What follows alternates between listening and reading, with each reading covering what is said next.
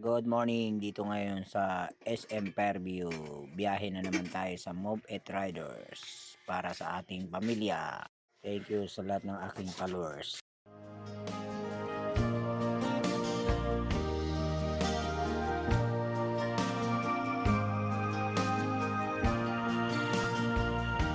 Ang buhay kong minsan ay walang direksyon, tila kay lupit